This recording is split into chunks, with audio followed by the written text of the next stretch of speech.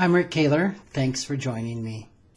Well, one of the pillars of my profession of financial planning and counseling is to help people build wealth, to get richer. For many people, this statement might evoke the idea of income inequality as summed up by the phrase, the rich get richer and the poor get poorer. This is really a very common money script around a topic that evokes a lot of difficult emotion in our society today. Of course, there are people who have wealth that tends to increase over time.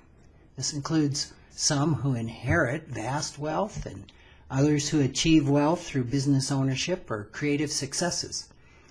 It also includes those who live on less than they make, invest the difference, and make sound investment decisions with the money that they have left. Regardless of the economic class people start out in, one of the goals of financial planning is to help them expand their lifestyles. In other words, to get richer. We help them build wealth so they can afford to send their children to college, or they can take care of themselves in old age, or can someday not have to work for an income. We help the poor to become middle class, the middle class to become affluent, and the affluent to become rich, and yes, the rich to become richer. When I frame the rich getting richer in that manner, people typically respond, well, I really never thought of it that way. It contradicts the popular interpretation that the way the rich get richer is by taking from the poor. Hence, the poor get poorer. Now, certainly, it's true that some rich people and companies do exploit the poor or try to influence legislation in their own interests. The artificially high prices they charge from that type of legislation can be one of the factors in causing the poor to get poorer.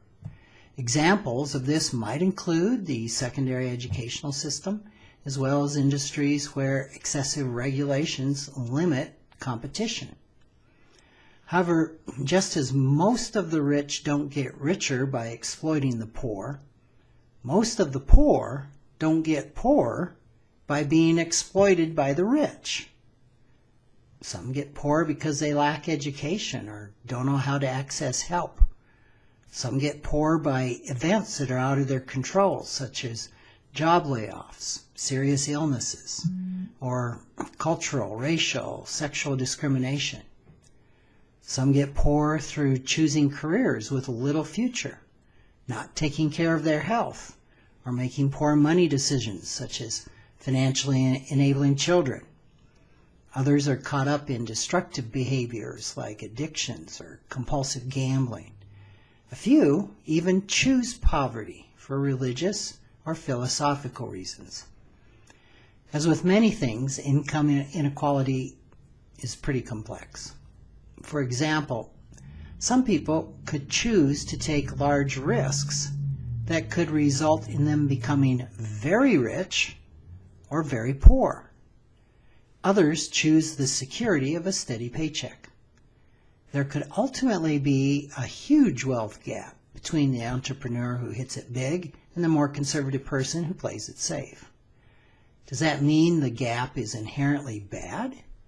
Or that the risk taker doesn't deserve the rewards of success? Certainly, the risk taker could have ended up far worse than the person who played it safe. Does that make one right and the other wrong? I don't believe so. Just as with other money scripts, the rich get richer and the poor get poor, is true in some circumstances.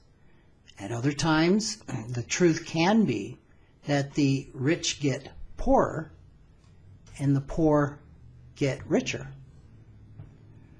It can also be true, and think of the 2008 economic crash, that the rich get poorer and the poor get poorer. And the final truth, one that financial planners work toward, is to help the rich get richer and the poor get richer. Thanks for joining me.